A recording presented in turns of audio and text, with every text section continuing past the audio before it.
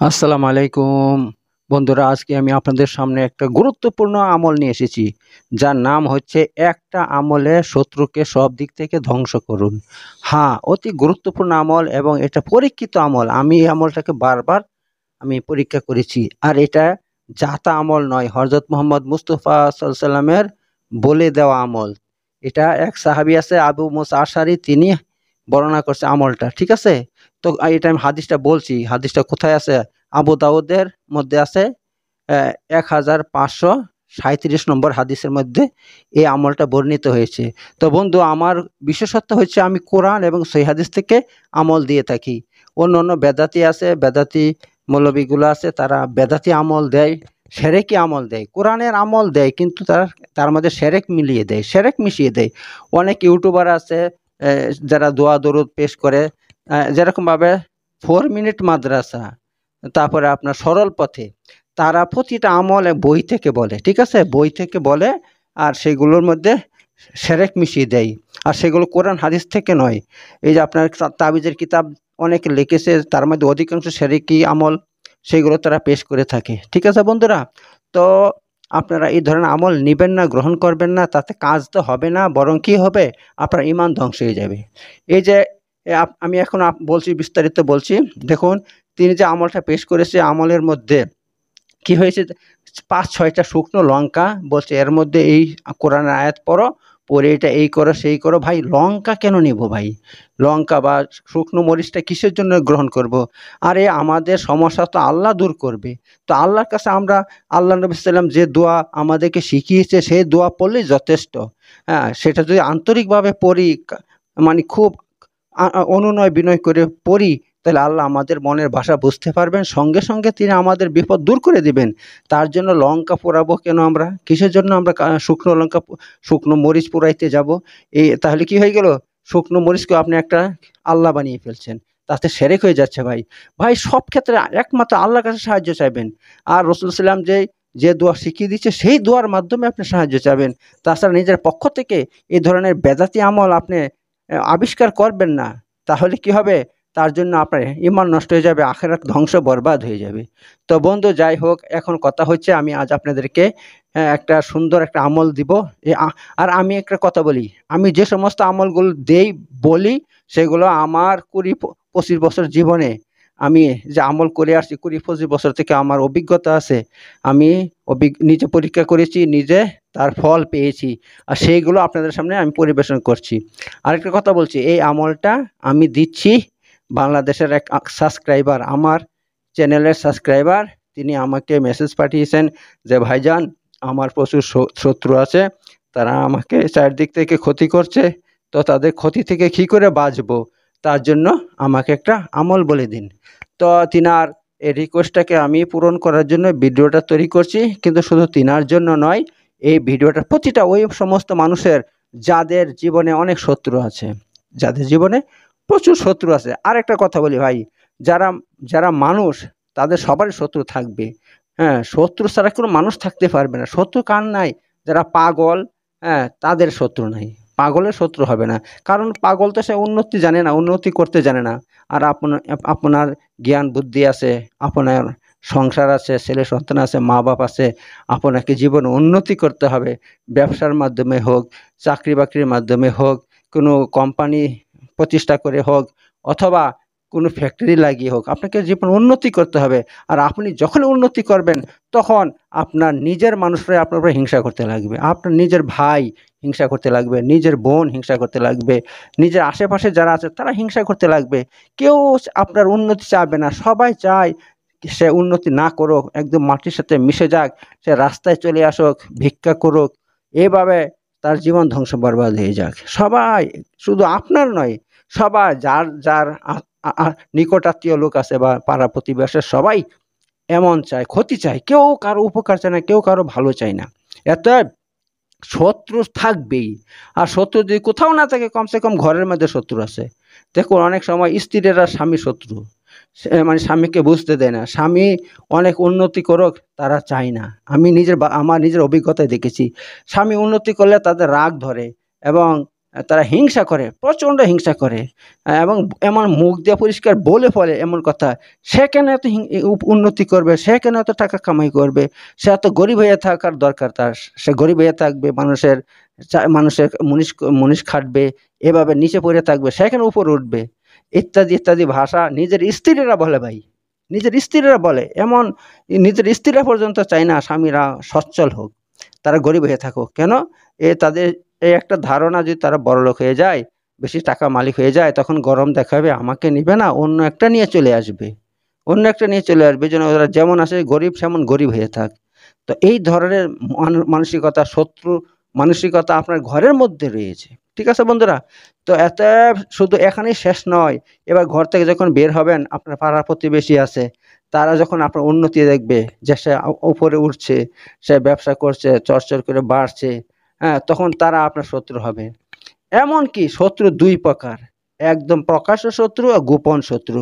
যারা প্রকাশ্য শত্রু, যারা বলে এই তোকে আমি দেখে নিব, সামনাসামনি চ্যালেঞ্জ দেয় আপনাকে, আর আপনার উন্নতি দেখলে সঙ্গে সঙ্গে সামনে আপনার শত্রুতা করে, আপনার চোখের সামনে বিরোধিতা করে, আপনার সামনে এমন এমন কথা বলে, আপনাকে দুঃখ দেয়, এবং বলে তোকে আমার বাপও, তোদেরকে আমার বাপও উপর উঠতে দেয়নি, আমি তোদেরকে উপর উঠতে দেবো না, সবসময় তোদেরকে নিচে ফেলে দিব, এমন ভাষা পর্যন্ত তারা প্রয়োগ করে। তো তারা হচ্ছে আপনার প্রকাশ্য শত্রু। আর অনেক গোপন শত্রু আছে, যারা তাদের থেকেও ভয়ঙ্কর, মানে তারা গোপনে থাকে, তাদের শত্রুতা প্রকাশ করে না, কিন্তু আপনাকে বুঝতে দেয় না। সে কি করে? সে কিন্তু আপনার সব দিক থেকে আপনার ধ্বংস করার চেষ্টা করে, সব দিক থেকে আপনার উন্নতি, এবং আপনার সুন্দর একটা মেয়ে আছে, বিয়ে দিতে হবে, সেই বিয়েটা যাতে না হয় তারা বাধা সৃষ্টি করে, তারা এই তান্ত্রিকের কাছে যায়, গিয়ে কি করে, বিয়ে যাতে না হয় এমন তাবিজ কবজ জাদু করে ওরা। ঠিক আছে? তেমনি আপনার যে সুন্দর সন্তান থাকে, ছেলে থাকে, যে আপনার ভাদ্য আপনার কথা মতো চলে এবং মা বাপকে ভক্তি ভালোবাসা করে, তো ওরা কি করে, তান্ত্রিকের কাছে গিয়ে এমন জাদু করে দেয়, মানে বিচ্ছেদের জাদু, যা মা বাপকে দেখতে যেন বিষ লাগে, যার ফলে যে ছেলেটা আপনার ভাদ্য ছিল, কিছুদিন পর ওই হঠাৎ করে ওই সন্তান, আপনার সন্তান আপনাকে একদম দেখতে পারে না, নিজের মাকে বাপকে দেখতে পারে না, মানে বিষের মতন লাগে। কিসের জন্য করছে? এগুলো সব আপনার শত্রুরা করছে, আপনার সংসারের মধ্যে অশান্তি লাগানোর জন্য, আপনার সংসারকে ধ্বংস বরবাদ করার জন্য। এইভাবে শত্রু ভাই চারিদিকে রয়েছে, তারা কোনো না কোনো দিক থেকে আপনাকে ক্ষতি করার জন্য একদম উঠে পড়ে দাঁড়িয়ে আছে, তারা উঠে পড়ে দাঁড়িয়ে আছে। কিন্তু ভাই, এমন শত্রু আমার জীবনে অনেক আছে, অনেক ছিল, হ্যাঁ, কিন্তু ভাই আমি তার জন্য একমাত্র কি করেছি, আর কি করতে হবে সেটা বলে দিচ্ছি। এই ধরনের শত্রুদের থেকে আপনি যদি বাঁচতে চান, তাহলে একমাত্র আল্লাহ এবং তার রসুলের নির্দেশ মতো চলতে হবে। আল্লাহ এবং তার রসুল যে নির্দেশ দিয়েছে সেটা মেনে চলতে হবে। তো এই সম্পর্কে আল্লাহ নবী সাল্লাল্লাহু আলাইহি ওয়াসাল্লাম একটা দোয়া শিখিয়ে দিয়েছেন।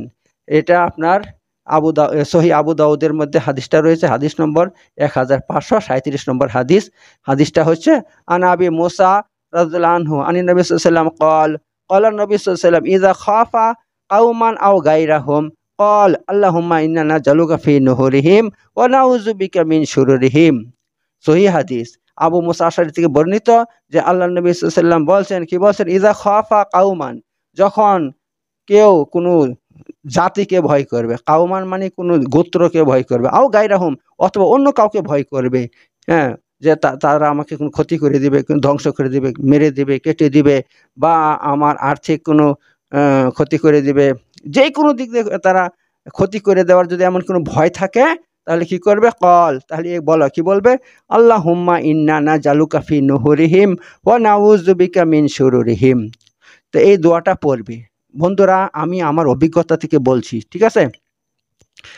এই দোয়াটা আপনি কয়েকভাবে পড়তে পারেন। নম্বর 1, শত্রু যাতে চারদিক থেকে বরবাদ হয়ে যায়, শত্রু যাতে আপনার ক্ষতি করতে না পারে, বরং সে কি আর্থিকভাবে ধ্বংস হয়ে যায়, এবং সাম্মানিকভাবে ধ্বংস হয়ে যায়, তাদের কোনো মান সম্মাননা থাকে, এবং সে যে মানে লাঞ্ছিত, বঞ্চিত, পদদলিত হয়, হ্যাঁ, এইভাবে যদি এটা চান, তাহলে আপনি কি করবেন, এই দোয়াটা মাত্র প্রতিদিন সকালে আপনার কমসে কম 20 বার পড়বেন আপনি। ঠিক আছে? আন্তরিকভাবে পড়বেন, শত্রুকে মনে করবেন যে শত্রু আপনার সামনে দাঁড়িয়ে আছে, আপনি পড়বেন, তার বুকের উপরে ফু দিবেন, যা কল্পনা করবেন যে শত্রু আপনার সামনে দাঁড়িয়ে আছে, তার কল্পনা, তার চেহারাটা নিয়ে আসবেন মনের মধ্যে, এনে পরে তার বুকের উপরে ফু দিবেন, ঠিক আছে? এইভাবে আপনি সকালে 20 বার পড়বেন, বিকালে 20 বার পড়বেন ভাই। 1 সপ্তাহ পার হবে না, 5 দিন পার হবে না, দেখবেন তার ধ্বংস শুরু হয়ে যাবে, ঠিক আছে? আল্লাহ তাআলা তাকে চারদিকে ধ্বংস করবে, তার ব্যবসা বাণিজ্য ধ্বংস হয়ে যাবে, হ্যাঁ, তার বাড়িঘর ধ্বংস হয়ে যাবে, হ্যাঁ, তার সমস্ত প্ল্যান বরবাদ হয়ে যাবে।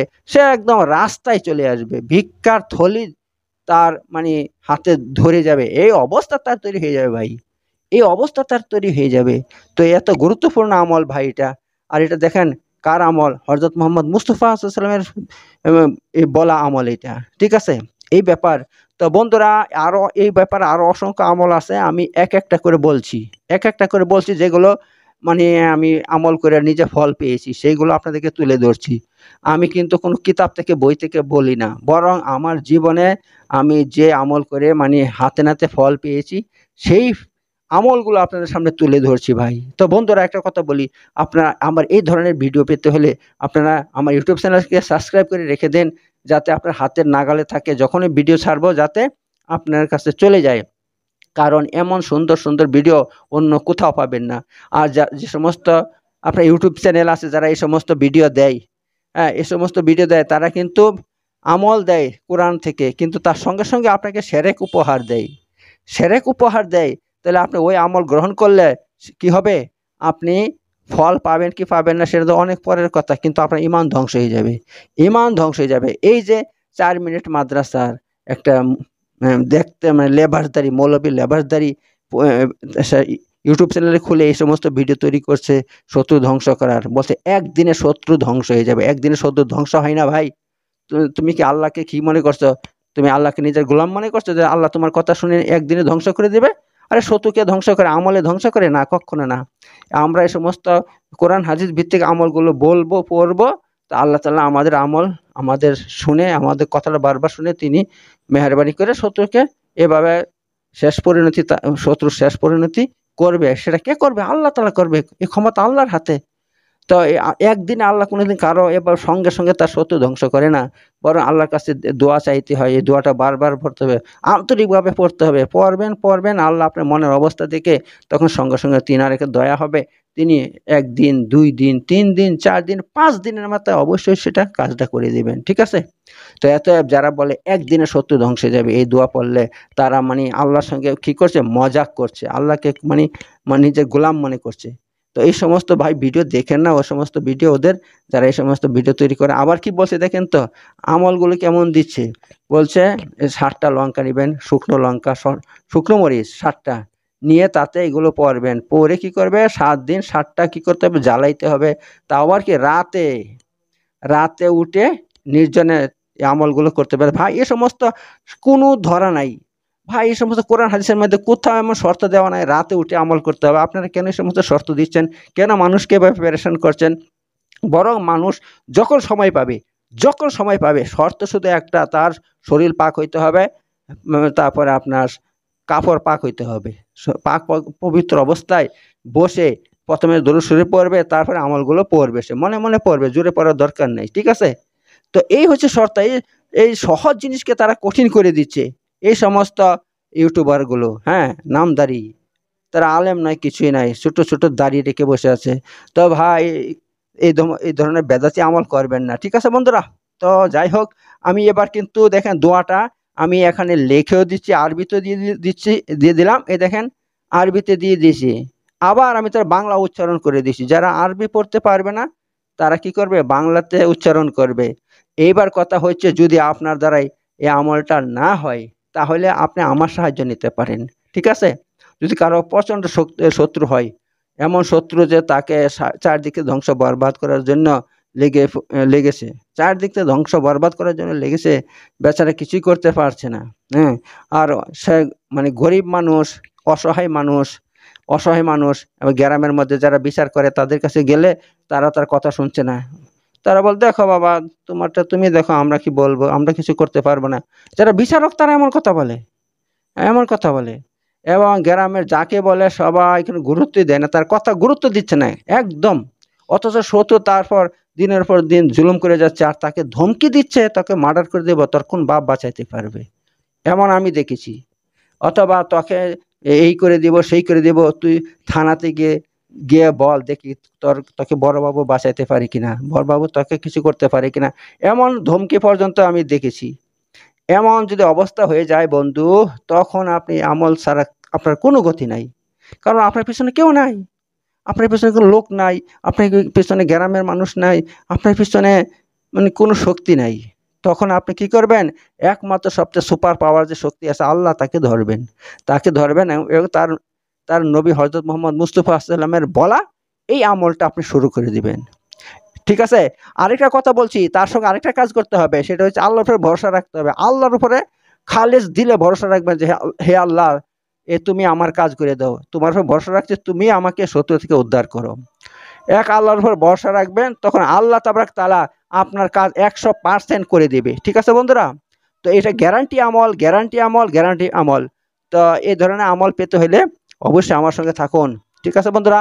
আর আমি কিন্তু এই শুধু একটা নয়, এই শত্রু ধ্বংস করার আরো অসংখ্য আমল একের পর এক আমি নিয়ে আসবো।